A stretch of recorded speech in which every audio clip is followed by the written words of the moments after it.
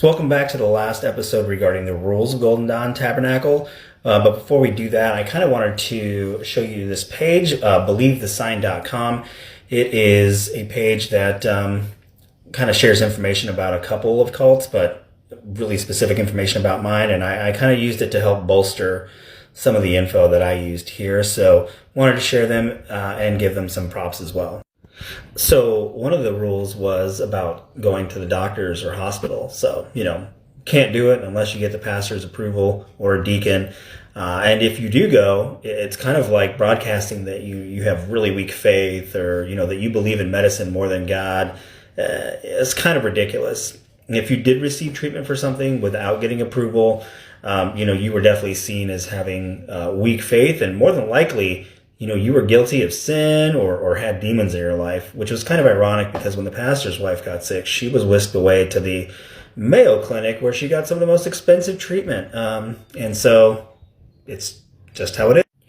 So the next few rules are actually about dating and marriage.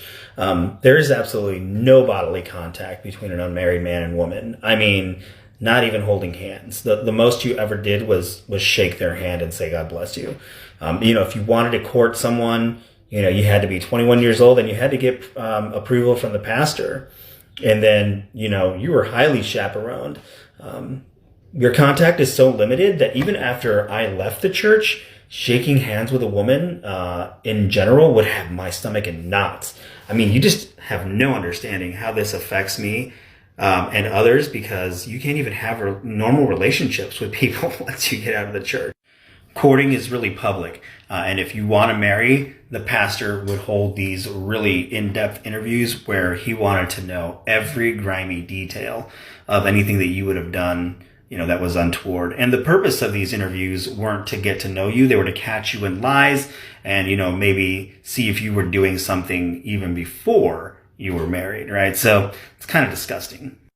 Even as a married couple, you had to ask the pastor's blessing for just about everything. Wanted to buy a house, a car, or travel? Yeah, I mean, you had to ask about those things. You pretty much made no decisions about your life except for what you were going to eat and drink. And even then, I'm sure that there's some kind of rules out there about that.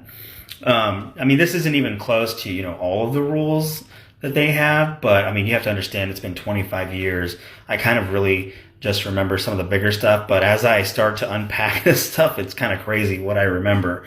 But next, we'll talk a little bit about the indoctrination and how they get you really believing, all this craziness and how it works.